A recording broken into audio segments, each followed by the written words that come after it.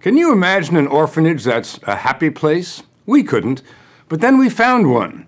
The kids don't arrive here smiling. Like orphans all over the world, they've been abandoned, they're hungry, sad, and desperate. But after a few years, they're healthy, well-fed, and, well, happy. The orphanage is in Kenya, outside Nairobi, and we might as well tell you now, it's an orphanage for elephants. They've been orphaned because their parents, their mothers mainly, have died, or more likely been killed in the bush. Poachers kill large elephants for their ivory. A young elephant can only survive a day or two without milk, so the orphanage's first job is to find the orphans, fly them to the orphanage, and before anything else, feed them. The principal of the orphanage, the principal, headmistress, head nurse, and CEO, is Dame Daphne Sheldrick. She founded the place, has been working with elephants for 50 years. This is little Seguta. This is the one that was in a coma when she arrived. Was on a drip for 24 hours. We never thought she'd be alive in the morning, so she's our little miracle, this one. But Daphne's problem is that she's caring for too many miracles. Poachers are killing more and more elephants for their tusks, creating more and more orphans. There's a record number of orphans here right now because, Daphne says, the sale of ivory has been legalized for the first time in 10 years. A few African countries have been given the right to sell their ivory stockpiles, more than 100 tons of tusks, to China and Japan. And conservationists point out this is yet another blow to Africa's elephants. Do you see any correlation between the decision to auction off the ivory and the number of orphans? We do. Every time ivory is auctioned legally, there's a rise in poaching. And we also see the correlation in the price that's paid to the poacher for illegal ivory. Is the price going up? It's gone from 300 shillings a kilo to 5,000. That's about $1,000 a tusk. And in Kenya, the number of elephants killed by poachers has increased by 45% this year alone. A rather amazing rise, isn't it? It is. It's a scary, frightening rise. Poachers were behind the death of this elephant. Her trunk was caught in one of their snares, and she had no way of feeding herself or her 6-week-old baby boy. He just couldn't accept the fact that his mother was dead, so he continued trying to suckle. Eventually, the keepers got him to drink their milk. They called him Shimba, and he was in such bad shape that nobody thought he would survive. But then he was brought to the orphanage, and things began going his way. He's 27 months old now, and is in very good shape. Very muscular, very strong, and he's beginning to grow tusks. He never stops eating.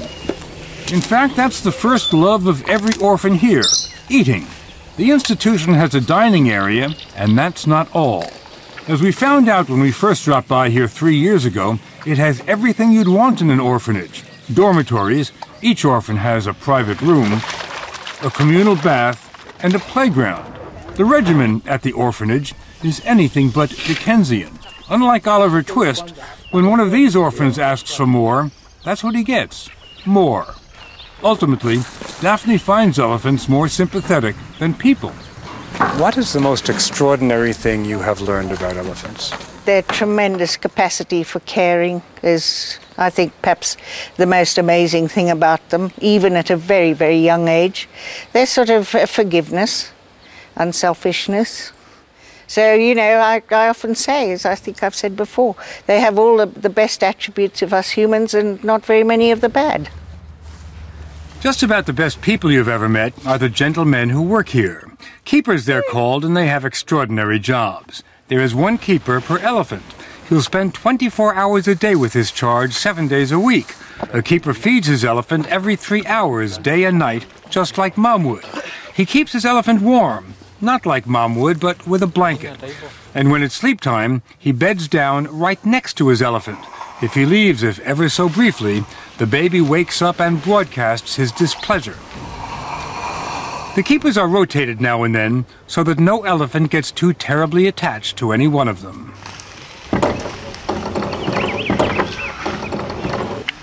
At dawn, the elephants are taken from their dorms out to the bush. They hang out for a while, play some games. Come on, here. Roleni, come on. Soccer is a favorite. Come on, come on, come on, come on, come on. And guess who decides when it's halftime?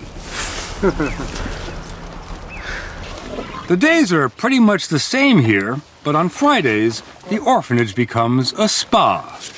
You want to rubber down? Go on, rubber down.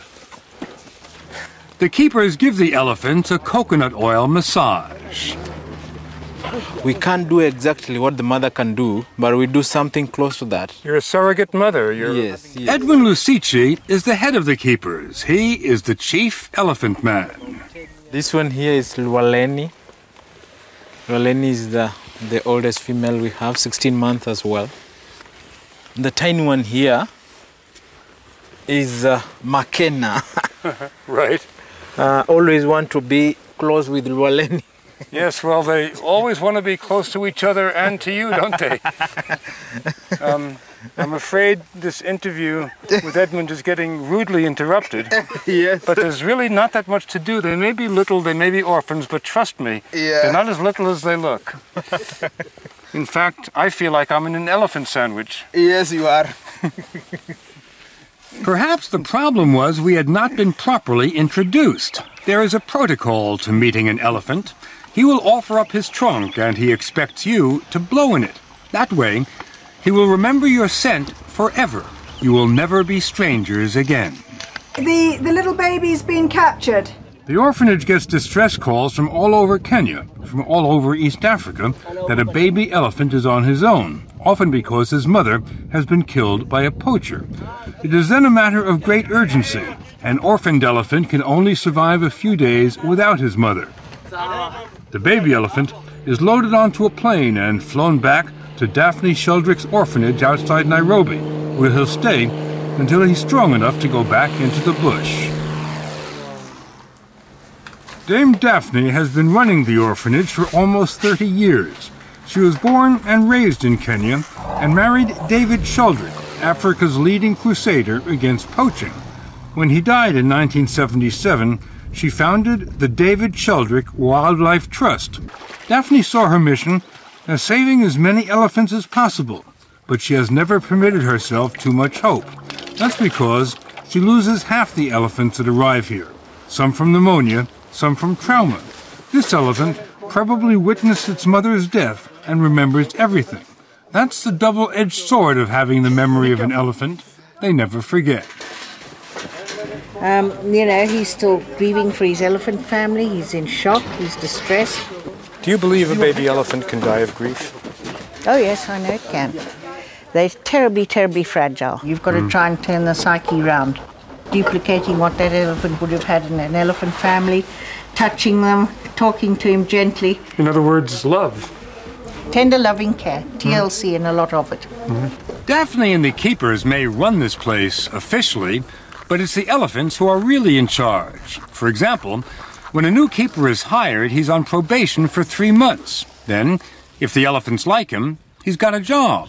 If not, he's out. What do you try to teach them? Well, we have to teach them not to be naughty, not to push around with the others, to obey one another. Just like you have to do to your children, your own children, to respect the others. And the keepers teach the elephants how to be elephants. There are wild elephant things these kids don't know how to do. Mother wasn't around to teach them. Things like covering themselves in dust to prevent sunburn. The keepers do it with shovels until the elephants pick it up themselves. The orphanage has an infirmary and the doctor has a call to make. One of the elephants is not doing well at all. He's been on antibiotics for 2 days now, but he can barely breathe.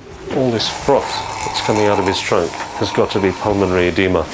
His room looks like an intensive care unit. The doctor, Daphne, and the keepers don't leave him for a minute. They do everything they can, but it's not enough. By dawn, he is dead. How do you manage going through this all the time?